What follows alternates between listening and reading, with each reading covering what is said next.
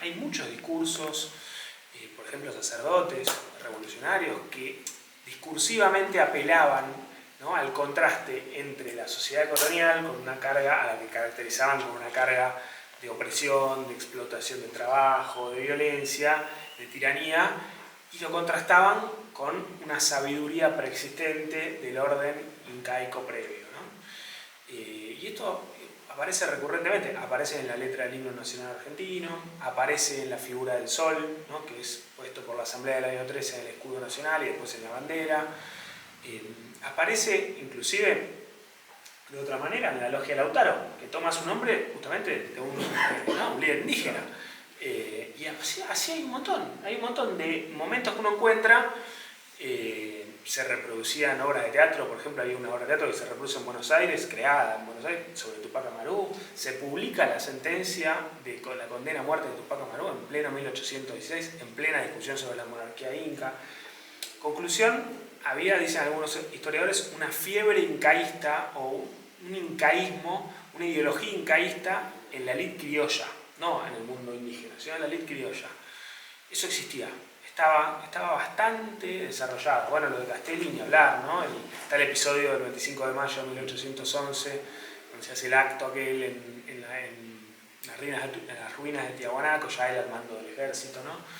Con Monteagudo. O sea, ahí está ese episodio y hay varios otros, pero en concreto, digamos, se descubre que estaba presente una ideología de revalorización del incaísmo, interpretado como el Imperio de América del Sur, ¿no? El Imperio americano en el sur de América, no necesariamente en Buenos Aires, ¿no?, pero el Imperio en el sur de América, por una élite criolla revolucionaria, de la cual una gran parte de sus miembros se había educado en Chuquisaca, en pleno Alto Perú, donde habían ido a estudiar, no el caso Belgrano, pero sí muchos otros. O sea, no ellos... Belgrano. ¿Cómo? Justo no Belgrano. Justo Belgrano, no, claro, no, es que no... Bueno, muchos de ellos habían estado... O sea, lo que cuesta entender a la subjetividad hoy, año 2025, es la idea de que en la entidad virreinato del Río de la Plata el corazón del asunto estaba en el Alto Perú, no estaba en Buenos Aires, ni en La Pampa, ni cualquier cosa de la geografía que hoy uno intuitivamente identifica como lo importante. Esta gente arma la Junta de Gobierno en Buenos Aires y lo primero que hace es buscar tomar el control de la situación en el Alto Perú. Corazón productivo, corazón económico, corazón demográfico y hasta cultural del virreinato, ¿no? Buenos Aires era una ciudad importante, en alza, creciente económicamente, bueno, hay mucho escrito sobre eso, pero el Alto Perú no era el territorio periférico que uno imagina hoy, ¿no?, rápidamente. O sea, una zona marginal, y si uno la tiene que mirar desde el punto de vista nuestro, en pleno litoral. Era un lugar central. Y bueno, reconstruyendo cómo llegaron a hacerse incaístas todos estos personajes, se descubre toda una lectura y una recepción europea, de las élites europeas, del pasado andino, a través de, por ejemplo, el libro del Inca Garcilaso, Los Comentarios Reales, que San Martín, curiosamente en Córdoba, en plena guerra revolucionaria, en un momento pretende hacer una edición propia que circule por el Río de la Plata, porque claro, estaba censurado, estaba prohibido el libro y no había demasiadas copias. Él tenía una y ahí quedan los documentos, ¿no? Se pusieron de acuerdo a ver cuánto iba a poner cada uno para poder editarlo, quién se iba a ocupar, después no sucedió. Pero es sintomático, ¿no?, la idea de que hay que editar ese libro en Córdoba en plena revolución, mismo libro que tenía José Gabriel Tupac Amaru cuando es detenido y después ajusticiado. Entonces, evidentemente ahí hay algo, ¿no?, de un vehículo que transmitía una idea, a través del cual se construía una mirada sobre el pasado. Y también hay sacerdotes, varios jesuitas expulsados previamente de América, que también toman un poco una revalorización del incaico. Aparece como el contraste, ¿no? A mí eso me pareció impactante porque las élites que fundaron después la organización nacional, el proceso de organización nacional, varias décadas después, hicieron una operación antagónica con esta, incluso explícitamente antagónica. Uno lee a Bartolomé Mitre o a Juan Bautista Alberdi y es explícita la idea de que hay que terminar con aquella hipótesis que tenían los patriotas, los próceres de la independencia, de unir la causa indígena con la causa de la independencia. Eso lo dice Mitre así calcado. Hay una identidad de causa que hay que romper. Pero Alberdi también, pongo los casos de Amite y Alberdi porque eran personajes muy, como saben, ¿no? Ustedes muy enfrentados en el panorama de su tiempo, pero que mirando hacia atrás, bueno, en eso ambos iban hacia el mismo lugar. Y es un país que se funda mirando hacia Europa, de espaldas a sus raíces americanas.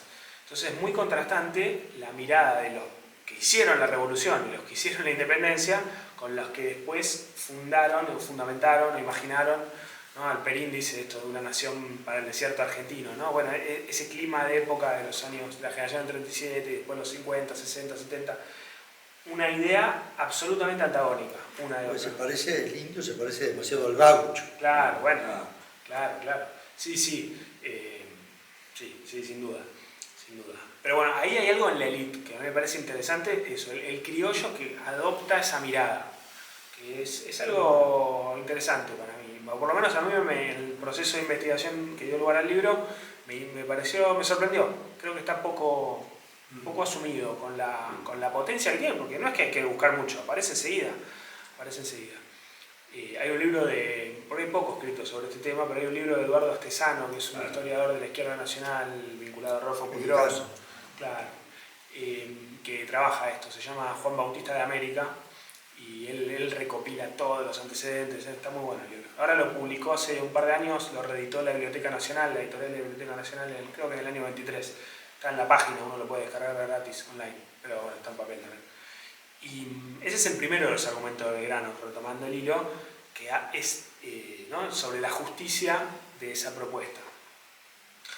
El segundo, ahí ya aparece, me parece, la política, ¿no? Y la coyuntura, que es, si hacemos esto, les plantea a los diputados, se va a generar un gran entusiasmo en las comunidades indígenas.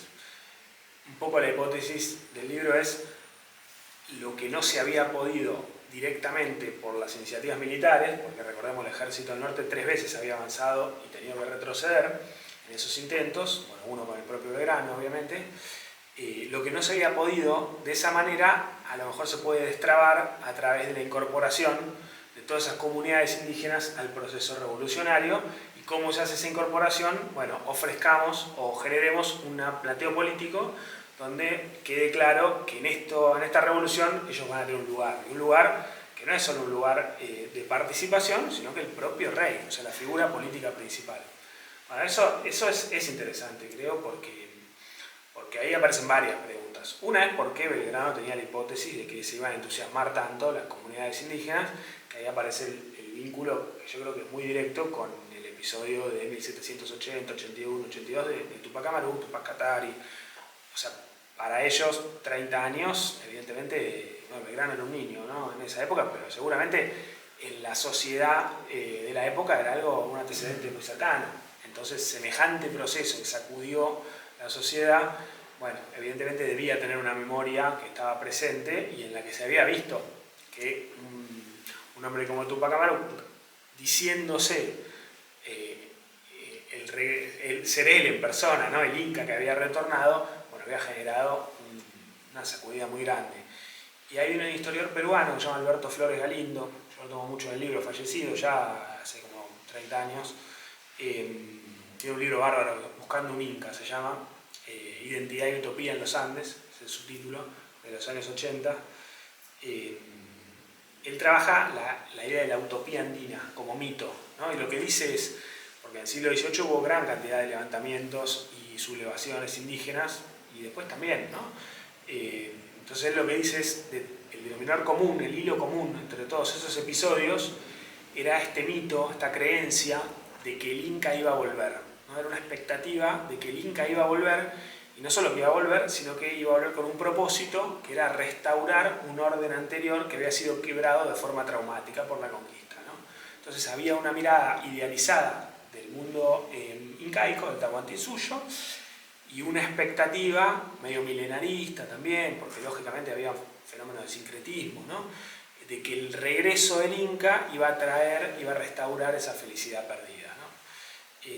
A mí me parece interesante, ya además que estamos en el Instituto Juan Manuel de Rosas, esta idea de lo de restauración, ¿no? Como que el cambio, en lugar de ser visto a la manera ilustrada, ¿no? Más liberal, de que bueno, hay que construir un futuro que está adelante y que hay que imaginarlo, en realidad es restaurar un equilibrio, una armonía perdida que fue quebrada, que alguien se aprovechó de la situación y la eliminó, ¿no? Y cómo eso puede desatar energías también.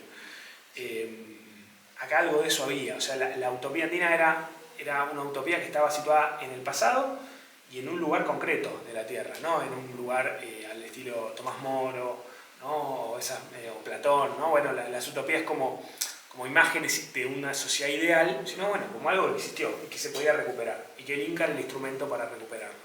Entonces, algo de eso, posiblemente Belgrano, al plantear la propuesta, buscaba contactar, ¿no? Con esa noción. Solo que además ni siquiera era alguien que se hiciera pasar por un Inca, sino alguien que íbamos a coronar como Inca mismo. Interesante. Hubo un antecedente, digamos así, jurídico, en el caso de la propuesta de Francisco de Miranda, precursor de la independencia, que yendo a ver al primer ministro inglés unos años antes, había llevado una propuesta de constitución que, digamos, el nombre que tenía la autoridad política máxima ejecutiva era Inca, ¿no? Era en lugar de decir presidente, rey, lo que fuera, era el Inca, ¿no? Y él ya lo había eso planteado, pero en ese caso era una forma, era nominal, ¿no? Bueno, le vamos a decir Inca a la autoridad máxima, pero no era un heredero de los Incas, era un cacique indígena que fuera coronado. Entonces es interesante porque yo creo que lo de Belgrano da un paso más en el sentido de decir, no solamente en el nombre. Belgrano conocía a los indios. Bueno, sí, claro. Sí. No vio un indio en su vida. En su vida, sí.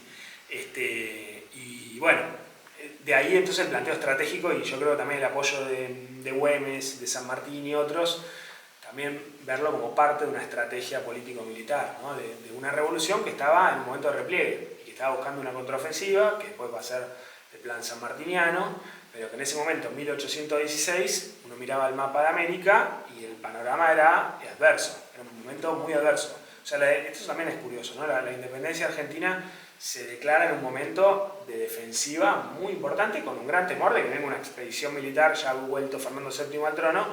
Bueno, una fue efectivamente a Venezuela, claro, podía haber venido acá hasta el último momento, no se sabía, pero y incluso con Portugal rápidamente, enseguida, en realidad la discusión sobre la monarquía inca se detiene en el Congreso de Tucumán, entre otras cosas porque se produce la invasión portuguesa de la banda oriental. Sí, perdona, pero es parte de la misma estrategia. La corona de España pacta con Portugal la invasión de la Serna y la invasión al Uruguay. Sí. Parte de una maniobra. Claro, o sea, era un momento muy difícil. También ahí la genialidad, yo creo, ¿no? de la estrategia de San Martín. Porque frente a esa situación, bueno, cambiar el juego e intentar una estrategia diferente, bueno, una cosa... obviamente todos no sabemos lo que fue el cruce de los Andes, todo, pero cuando uno se lo pone a mirar en las discusiones políticas de la época, bueno, es una genialidad, ¿no? Entonces, bueno, ahí el carácter político-militar. Y después hay un tercer argumento de Belgrano, ya me estoy extendiendo mucho, me parece. Hay un tercer argumento de Belgrano, curioso también, que es, él les dice a los diputados que si hacemos esto vamos a evitar futuras revoluciones, que también es llamativo. Dice, ¿por qué lo plantea desde ese lugar? Y claro, ahí uno rápidamente asocia el temor que habían sentido los sectores criollos en la época de Tupac Amaru y también la experiencia de Santo Domingo, Haití, ¿no? Que había también una revolución presente en la época de la cual se habla, una revolución de esclavos, protagonizada por esclavos que se liberan con un grado de violencia muy alto, las dos. Lo de Tupac Amaru desató también situaciones de violencia racial, de enfrentamiento prácticamente racial, o de castas, como se decía en la época. También Artigas. Bueno, lo de Artigas para mí es súper interesante porque justo estoy ahora trabajando sobre eso, porque Artigas, como muy bien explicabas, ideario republicano al máximo, muy influenciado por los Estados Unidos. Pero claro, en esto de que la retroversión de la soberanía, cada pueblo tiene que autodeterminarse, bueno, los pueblos de las misiones, que eran pueblos indígenas, donde no había criollos, eran casi exclusivamente indígenas, y bueno, tenían que tener un gobernante indígena, no podía ir él y nombrar a otro. Entonces se produce el nombramiento como comandante general de las misiones de Andresito Guapurarí, Andresito Artigas, que era su hijado, digamos, usaba su apellido como otros varios, pero es impresionante porque ahí se produce el traslado de la autoridad política a un representante indígena. Se produce y dura varios años y solamente retrocede producto de las guerras con el imperio portugués, ¿no? Cuando lo capturan a Andresito. Pero ahí se da ese paso, ¿no? de darle ese poder. Porque, y esto también a mí me resultó llamativo y muy contrastante con el sentido común que estamos acostumbrados, la sociedad colonial tenía un lugar reservado para una aristocracia, los caciques indígenas no estaban en el mismo lugar, cumplían un rol en la administración de las tierras, en el pago del tributo, en la organización de las comunidades, o sea, no eran el último orejón del tarro, los caciques. Tupac Amaru no era. Pues sigue eso. Sigue. Los curacas. Claro, es así. Entonces, bueno, pero con un límite en el marco colonial, ¿no? Nunca podían llegar a ser los gobernantes de ninguna zona, pero sí los que administraban. Bueno, Belgrano acá le está diciendo algo más. Bueno, lo que hasta ahora tuvieron, ustedes pueden estar en la cúspide del poder político. Bueno, y eso generaba obviamente temores, y Belgrano el argumento es, si hacemos esto, no va a venir una futura revolución, va a haber integración, ¿no? Integración contra una sociedad de exclusión que le dice Belgrano, tarde o temprano provoca levantamientos, provoca sangre, provoca violencia, entonces integración, ¿no? Que también me parece una discusión interesante. Solo tenemos en el acta una línea, ¿no? Uno se pregunta un poco más sobre eso, cómo sería, pero bueno, es un dato interesante. Y para terminar, dos cosas más. Una, que obviamente el punto, ahí abrió la discusión Belgrano y se empezó a discutir en el Congreso, hay varias sesiones donde se trata. El punto principal de la discusión aparece cuando el representante por Catamarca, un sacerdote, Acevedo, plantea que, bueno, lógicamente si se va a hacer esto, la capital de eso que se iba a construir no podía estar en Buenos Aires, sino que tenía que estar en Cusco, ¿no? Entonces, como que repone otra geografía de la discusión, también muy interesante porque Cusco no era ni siquiera virreinato del Río de la Plata, en esto de cómo se construye, ¿no? Una unidad latinoamericana, una integración. Evidentemente no era reconstruir el virreinato el proyecto, era construir algo que tuviera que ver con la realidad de los pueblos que estaban ahí, ¿no? Esto que dice Ulises es muy importante porque en el año 1815 se desarrolló el Congreso de Ayuí, donde se estableció que la capital no podía estar en Buenos Aires. Y acá se está diciendo que tiene que estar en Cusco. Claro. Sí. Sí, es bueno, uno de los grandes imposibilidades, ¿no? De que el Congreso de Tucumán no estuviera presente la voz de Artigas y de los pueblos libres. Y bueno, eso que hubo algunos que trabajaron justamente para intentar esa confluencia que no sucedió, de consecuencias seguramente trágicas, ¿no? Pero bueno, aparece esa discusión, aparece ese contorno más amplio, y ahí los representantes de Buenos Aires empiezan a buscar maneras de posponer, embarrar la discusión, impedir que avance, explícitamente incluso mandan cartas, informan acá a Buenos Aires que había mucho entusiasmo con la propuesta de Belgrano, pero que ellos iban a trabajar para frenarla, cosa que logran, pero bueno, así todo se discute durante varias sesiones, y después se discute en la prensa de Buenos Aires, porque Belgrano mismo hace mandar una nota con un anónimo, como si estuviera con un seudónimo, y la hace publicar en uno de los periódicos, y eso provoca todo un debate que dura hasta enero de 1817, se está discutiendo bondades y contras de una monarquía indígena, con un personaje también, Vicente Pasos Canqui, que es muy opositor, que después va a ser exiliado con el grupo de Orrego a Estados Unidos, bueno, después nos tiene toda una historia. Pero en concreto se cruza el debate de la forma de gobierno con la cuestión de la capital, ¿no? Y ese es un tema también crucial de todo esto. Va a seguir siendo crucial en Argentina, obviamente, ¿no? Después. Y lo último es la historia, esto de Juan Bautista de América, que les decía, de Artesano, que bueno, quién sería el rey Inca, quién podría haber sido. Bueno, es el propio Mitre el que postula la idea de que Belgrano en realidad tenía en mente a Juan Bautista Tupac Amaru como candidato, que era el medio hermano de Tupac Amaru, que era el único de todo su entorno familiar que había sobrevivido a una represión muy sangrienta del levantamiento, pero que estaba todavía preso en España. En realidad estaba preso en el norte de África, en Ceuta, que tenía un presidio, ahí la corona española. El tipo seguía ahí en 1816, había sido apresado en 1783, o sea, ya habían pasado 3 décadas, más de 3 décadas preso, tipo. Seguía ahí, muy viejito ya, no se sabe exactamente la edad, pero alrededor de 80 años. Y bueno, Mitre considera que él hubiera sido el candidato en el cual tenía en mente Belgrano. No hay un documento claro al respecto, no, por lo menos yo no lo conozco. No se sabe, pero bueno, Belgrano, cuando escribió la historia de Belgrano y la independencia, contó con una documentación que quizá nadie después de él haya tenido. Entonces tiene sentido pensar la hipótesis de él. Él la hace también para mostrar la continuidad entre el levantamiento de Tupac Amaru y la independencia, y para destruir, ¿no?, también esa continuidad, porque le parece un plan ridículo, en el sentido de que el tipo estaba preso del rey, ¿no? Entonces, ¿cómo vas a buscar a coronar a uno que es un preso del rey del que te estás independizando?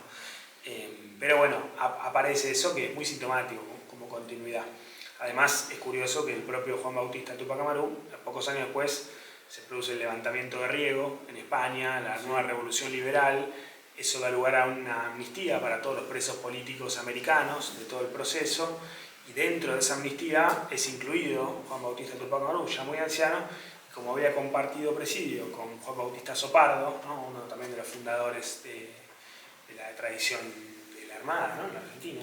No, granadero había sido. No, pero en un barco. Y después después en barca. ¿Primero granadero? Bueno, granadero. Eso yo no conozco, seguro conocen más ustedes que yo.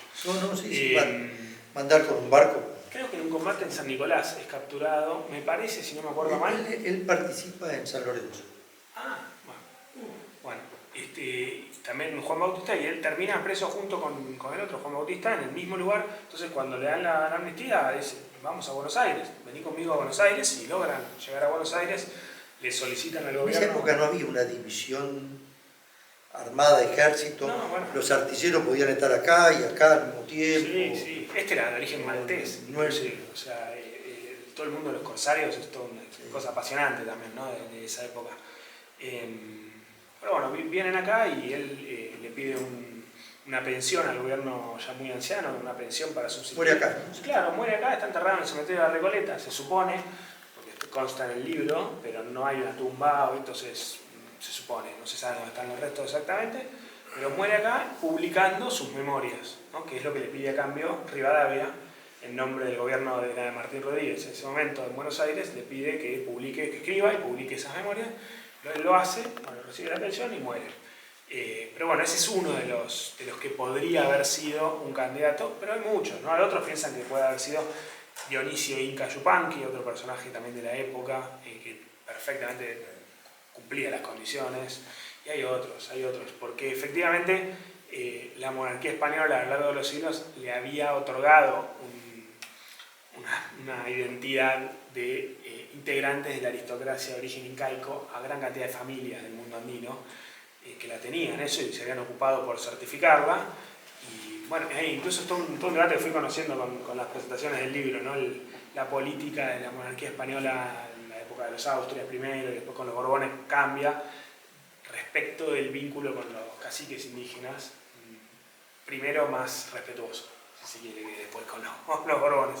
Entonces ahí hay todo un mundo, pero bueno, había muchos descendientes de los incas, no es que había que inventar a uno que pareciera y decir vos sos descendiente, y era simbólico, en realidad era de sangre la descendencia. No había ADN en esa época. No, claro. Así que nada, pero bueno, yo les agradezco obviamente por escuchar, pero el libro un poco intenta eso, ¿no? Creo que sintetizamos gran parte de las cosas, es recuperar esta experiencia que contrasta un poco con la lectura posterior que se elaboró sobre la revolución. Obviamente la presencia del protagonismo indígena muy importante. En el caso de los guaraníes, incluso la presencia militar, hasta en la época colonial, era el primer orden. Los gobernantes de Buenos Aires, cuando necesitaban soldados, iban a buscar a los guaraníes permanentemente para recuperar Colonia del Sacramento, por ejemplo. No es que era algo que sucedió alguna vez, era lo normal, lo habitual. Y aparte, obviamente, la frontera con el Imperio Portugués estaba ahí, entonces también... Participaban en todo. En todo. Pancho Ramírez tenía tantos lanzas amigas, del lado unitario, del lado federal, del lado de acá, estaban en todo. Sí, hay otro personaje en Pumacagua, ¿no?, tiene una calle acá por Flores, también la historia, primero combatió en Tupac Amaru, él fue uno de los que más lo combatió, y después a último momento termina participando de un levantamiento que busca asociarse a la revolución en 1814, después de derrotado ahí. Le cortan la cabeza. Sí, sí. Una historia muy compleja, muy interesante para ver. Pero no solo con los indios, Santa Cruz, el mariscal Santa Cruz,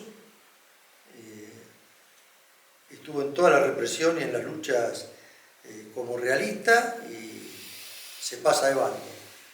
El coronel Arias, que es el que hace el golpe en Humahuaca y le saca de la Serna toda la logística de la campaña contra Güemes en el 17, se termina pasando a los realistas al final. Todos estaban. Es que bueno, también eso, ¿no? Hubo cambios en la situación en España, políticos, que eran relevantes para ellos, ¿no? Y regionales y locales. Sí, sí. Así que, nada, pero si quieren... El Partido de la Patria Nueva. Lo terminan matando a Güemes. No sé, si ustedes quieren, vamos por ahí conversar entre todos un poco, si les interesa. Eso sin nombrarlo a Scioli, ¿no? No, de política mejor, me parece que no hablamos. Bueno, sí, sí. Bueno, primero un gran aplauso.